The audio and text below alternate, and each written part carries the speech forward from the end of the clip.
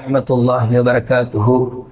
الحمد لله رب العالمين والعاقبة للمتقين والصلاة والسلام على أشرف النبيين وعلى آله وصحبه أجمعين، أما بعد. قال الله سبحانه وتعالى في كلامه القديم: أعوذ بالله من الشيطان الرجيم، بسم الله الرحمن الرحيم.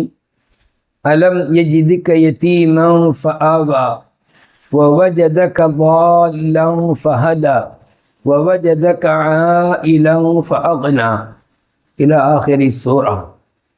آمنا بالله صدق الله مولانا العظيم. சங்கைக்கும் மிகுந்த மரியாதைக்கும் உரித்தான மேலான பெரியவர்களே, பாசத்திற்குரிய சகோதரர்களே, அருமை நாயகம் ஸல்லல்லாஹு அலைஹி வஸல்லம் அவர்களின் நற்பாக்கியங்கள் நிறைந்த உம்மத்துமார்களே, அல்லாஹுடைய மகத்தான கிருபையால் நாம் குர்ஆனை ஓதத் தொடங்கி சுபஹுடைய தொழுகையிலே இன்ஷா அல்லாஹ் இன்னும் ஓரிரு நாட்களில் நிறைவு செய்ய இருக்கின்றோம். இப்பொழுது நாம் சூறாக்களை ஓத கேட்டு வருகிறோம். இன்று நாம் சில சூறாக்களை சுபஹு தொழுகையில் ஓத கேட்டோம். அதிலே ரப்புல் ஆலமீன் அல்லாஹு தஆலா வல்லுஹா வல்லைலி இதா சஜா என்கிற சூறாவில் பெருமானார் ஸல்லல்லாஹு அலைஹி வஸல்லம் அவர்களை பார்த்து கேட்கிறான், நாயகமே, நாங்கள் உங்களை யத்தீமாக பெற்றுக்கொண்டோம், பிறகு உங்களை நாங்கள் அரவணைத்தோமா இல்லையா என்று அல்லாஹ் கேட்கிறான். தொடர்ந்து ஒரு 3 கேள்விகளை அல்லாஹ் கேட்பான். அலம் யஜிதுக யதீமன் ஃபஆவா, அவன் உங்களை யத்தீமாக பெற்றுக்கொண்டு அரவணைக்கவில்லையா? வவஜதக லால்லன் ஃபஹதா, கல்வி அறிவு இல்லாதவராக பெற்றுக்கொண்டு உங்களுக்கு அவன் கல்வி அறிவை தரவில்லையா? வவஜதக ஆயிலன் ஃபஅக்னா, ஏழையாக அவன் உங்களை பெற்றுக்கொண்டான், உங்களை பணக்காரனாக ஆக்கவில்லையா என்று கேட்டுவிட்டு அந்த 3க்குமான பிரதி உபகாரம், அது உபகாரம், அல்லாஹ் நாயகத்திற்கு செய்த உபகாரம். இந்த உலகத்தில் யத்தீமாக இருப்பவர்கள் பெரும்பாலும் அரவணைக்கப்படுவதில்லை. அப்படியே அரவணைக்கப்பட்டாலும் ஓரிரு நபர்களால் அவர்கள் பரிதாபப்பட இருக்கிறார்கள், பரிதாபத்திற்கு உள்ளாகிறார்கள். ஆனால் கண்மணி முஹம்மது ரசூலுல்லாஹி ஸல்லல்லாஹு அலைஹி வஸல்லம் அவர்கள் பிறக்கும் முன்பு தந்தையை இழந்தார்கள், பிறந்த கொஞ்ச நாளில் தாயாரை இழந்தார்கள், அதன் பின்பு கொஞ்ச நாளில் தன்னுடைய பாட்டனாரை இழந்தார்கள், அதன் பின்பு அவர்கள் தன்னுடைய சிறிய தந்தையின் வளர்ப்பில் வளர்ந்தார்கள். ஆக யத்தீமாகத்தான் அவர்கள் வளர்ந்தார்கள். அல்லாஹ் சொல்வதை போல, அலம் யஜிதுக யதீமன் ஃபஆவா, அவன் உங்களை யத்தீமாக அனாதையாக பெற்றுக்கொண்டு அரவணைக்கவில்லையா என்று கேட்கிறானே, அதுபோலத்தான் அல்லாஹ் ரப்புல் ஆலமீன் அரவணைத்தான்.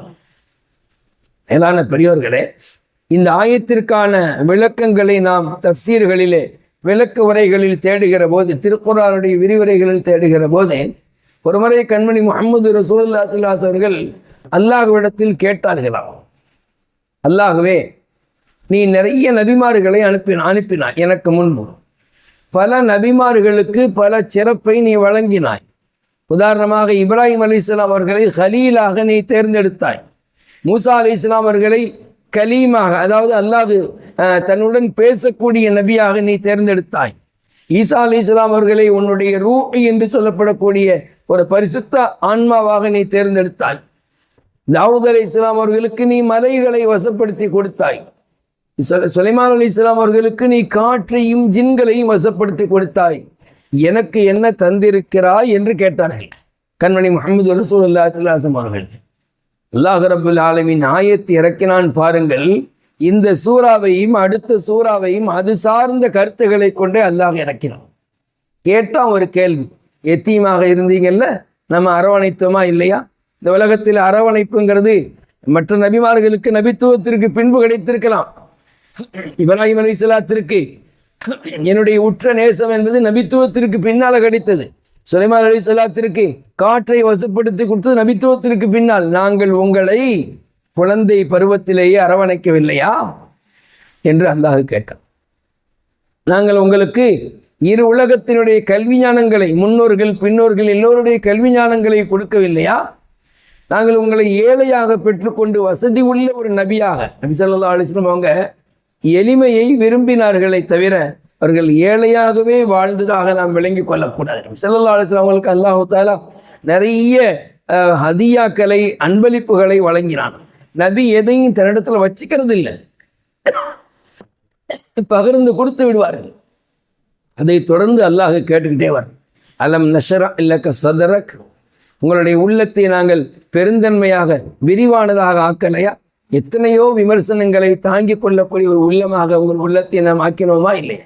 மக்காவிலே 13 ஆண்டுகள் பல்வேறு வகையான விமர்சனங்கள், மதீனாவிலே 10 ஆண்டுகள் முனாஃபிக்குகளாலும் யூத நசாராக்களாலும் பல்வேறு வகையான விமர்சனங்கள். அதற்கெல்லாம் அல்லாஹ் உள்ளத்தை விரிவாக்காமல் விட்டிருந்தால் அவர்களுக்கு மிகப்பெரிய மன உளைச்சல் வந்திருக்கும். அல்லாஹ் சொல்கிறான், அலம் நஷ்ரா லக்க சதரக், உங்களுடைய நெஞ்சத்தை, உள்ளத்தை நாங்கள் விரிவாக ஆக்கறையா என்று அல்லாஹ் கேட்டு அப்படியே இவர்களுக்கு செய்த, நபியவர்களுக்கு அல்லாஹ் செய்த உபகாரங்களை சொல்லி காட்டுகிறான். அதில் தான் ஒன்று வருகிறது, வரஃபஅனா லக்க திக்ரக், உங்கள் புகழை நாங்கள் ஓங்கச் செய்யவில்லையா? ஜிப்ரீல் அலைஹிஸ்ஸலாம் அவர்கள் ஒரு முறை ரசூல் ஸல்லல்லாஹு அலைஹி வஸல்லம் வந்தாங்க. யா ரசூல் அல்லாஹ் உங்களுடைய புகழை ஓங்கச் செய்ததாக சொல்லியிருக்கிறானே, அப்படி என்றால் என்னவென்று நீங்கள் அறிவீர்களா? கைஃப ரஃபஅ திக்ரக, நாயகமே உங்களுடைய புகழை அல்லாஹ் எப்படி ஓங்கச் செய்திருக்கிறான், உயர்த்தியிருக்கிறான் என்று உங்களுக்கு தெரியுமா? நபி அவர்கள் சொன்னார்கள், எனக்கு தெரியாது, அல்லாஹு தான் அதை நன்கறிவான். அப்போ ஜிப்ரீல் அலைஹிஸ்ஸலாத்து வஸ்ஸலாம் சொன்னாங்க, அல்லாஹ் உங்களுக்கு இந்த ஆயத்திற்கு விளக்கத்தை சொல்லி அனுப்பினான்.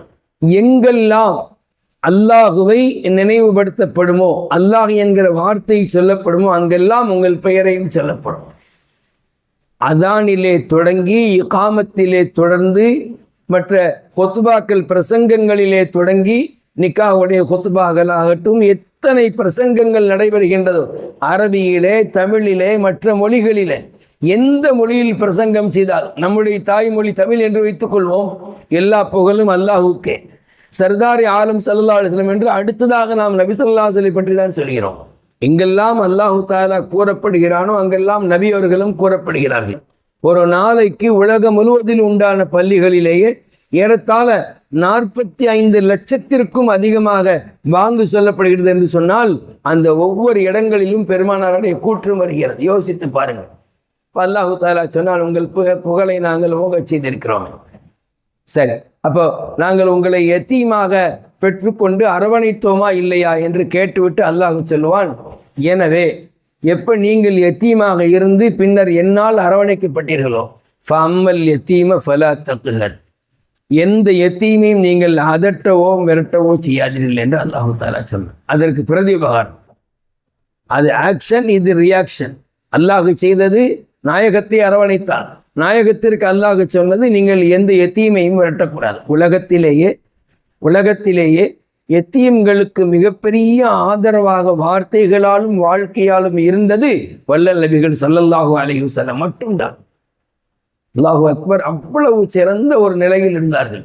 தன்னை வளர்த்து ஆளாக்கின அபூ தாலிப், தான் யத்தீமாக இருந்தபோது தன்னை கிட்டத்தட்ட 8 வயதில் இருந்து அந்த அபூ தாலிபினுடைய மரண நேரம் வரை நாயகத்திற்கு மிகப்பெரிய ஒரு அரணாக, பாதுகாப்பாக இருந்தார்கள், உபகாரியாக இருந்தார்கள். அவர்களுக்கு நபி ஸல்லல்லாஹு அலைஹி வஸல்லம் செஞ்ச பிரதி உபகாரம் என்ன தெரியுமா? அவர்களுடைய மரண தருவாயில் அவர்களுக்கு கலிமாவை சொல்லிக் கொடுக்க முயற்சித்தார்கள். அவர்களை இஸ்லாத்திற்குள் கொண்டு வந்து விட்டால் அவர்கள் மறுமையில் அல்லாஹ்வால் ஆதரிக்கப்படுவார்களே, சொர்க்கத்திற்கு ஆளாக்கப்படுவார்களே என்று ஆசை கொண்டு அந்த மரண தருவாயிலே நபியவர்கள் அமர்ந்து கொண்டு கலிமாவை நினைவூட்டினார்கள். கலிமாவை சொல்லுங்கள் என்று கூட சொன்னார்கள். ஆனால் அல்லாஹுடைய நாட்டம், ஹிதாயத்து யாருக்கு நசீபோ அவர்களுக்கு தான் அது கிடைக்கும். ஹிதாயத்து இல்லை என்று வந்துவிட்டால் அது அல்லாஹ் நாடிய நபர்களுக்கு கிடைக்கும், நாடாத நபர்களுக்கு கிடைக்காது. அபூ தாலிபுக்கு அந்த வாக்கியம் கிடைக்கவில்லை. இங்கே நான் சொல்ல வருவது, பெருமானார் ஸல்லல்லாஹு அலைஹி வஸல்லம் அவர்கள் தனக்கு ஆதரவாக இருந்த அபூ தாலிபுக்கு என்ன பிரதிபகாரம் செய்யலாம் என்று யோசித்து செய்தார்கள். அதே போல தன் வாழ்நாள் முழுவதும் அவர்கள் எந்த நேரத்திலும் யத்தீம்களுக்கு அவர்கள் ஆதரவில்லாமல் வாழ்ந்ததில், எங்கும் யத்தீமை கண்டால், தந்தை இல்லாத பிள்ளைகளை கண்டால், இந்த இடத்துல யத்தீம் என்பதற்கு தந்தை இல்லாதவர் என்று மாத்திரமல்ல, சமுதாயத்தில் ஏதேனும் ஒரு வகையில் ஒதுக்கப்பட்டவர் எல்லோரும் எத்தீம் தான். நபி ஸல்லல்லாஹு அலைஹி வஸல்லம் அவர்கள் சமுதாயத்திலே பலகீனப்பட்ட மக்களுக்காக குரல் கொடுத்தார்கள், பல்வேறு வகையில் அவர்களுக்கு ஆதரவு தெரிவித்தார்கள். அவர்கள் சொல்வார்கள், இபூனி ஃபீ துஅஃபாயிக்கும், உங்களிலே பலகீனமான நபர்களில் என்னை தேடுங்கள் என்று சொன்னார்கள். அல்லாஹும்ம ஈனி மிஸ்கீனன், என்னை ஏழையாக வாழச்சி என்றெல்லாம் நபி ஸல்லல்லாஹு அலைஹி வஸல்லம் சொல்லியிருக்கூடிய வார்த்தை இருக்கு பார்த்தீங்களா, அது எத்தீம்களுக்கான ஆதரவினுடைய வெளிப்பாடாக அது இருந்தது. ஆக மேலான பெரியவர்களை, நபிகள் நாயகம் ஸல்லல்லாஹு அலைஹி வஸல்லம் அவர்கள் தான் கடந்து வந்த பாதையை திரும்பி பார்த்தார்கள். நாம் எத்தீமாக இருந்தோமே என்று நினைத்து அவர்கள் தன்னுடைய வாழ்நாள் முழுக்க எத்தீம்களுக்கு ஆதரவாக இருந்தார்கள். பெருமானார் ஸல்லல்லாஹு அலைஹி வஸல்லம் மனைவிமார்களில் ஸைனப் ரலியல்லாஹு அன்ஹா அவர்கள் பல்வேறு எத்தீம்களை அவர்கள் கார்டியனாக இருந்து வளர்த்தார்கள். நபியினுடைய துணைவியர்களில் ஒரு துணைவியாகிய ஸைனப் ரலியல்லாஹு அன்ஹா அவர்கள் பல எத்தீம்களுக்குண்டான ஒரு மடியாக, ஒதுங்கும் இடமாக திகழ்ந்தார்கள் என்று வரலாறு பேசுகிறது. அப்படியானால் கண்மணி நாயகம் ஸல்லல்லாஹு அலைஹி வஸல்லம் அவர்கள் அந்த ஆயத்தை மிக அற்புதமான ஒரு வாழ்க்கை பாடமாக நமக்கு காண்பித்தார்கள். நாமும் நம்முடைய வாழ்க்கையில் எத்தீம்கள், ஆதரவற்றவர்கள், அனாதைகள், சமுதாயத்தால் ஒதுக்கப்பட்டவர்கள் யாரை நாம் கண்டாலும் அவர்களுக்கான ஒரு அழகான ஆதரவுகளை நாம் தெரிவிக்க வேண்டும். அவர்களுக்கான உதவிகள், ஒத்தாசைகளை நாம் செய்ய வேண்டும். வல்ல நாயன் அருமை நாயகம் ஸல்லல்லாஹு அலைஹி வஸல்லம் குணங்களை கொண்டு வாழுகிற தௌஃபீகை தந்தருள்வானாக. ஆமீன் ஆமீன் யா ரப்பல் ஆலமீன். அஸ்ஸலாமு அலைக்கும் வரஹ்மத்துல்லாஹி வபரகாத்துஹு.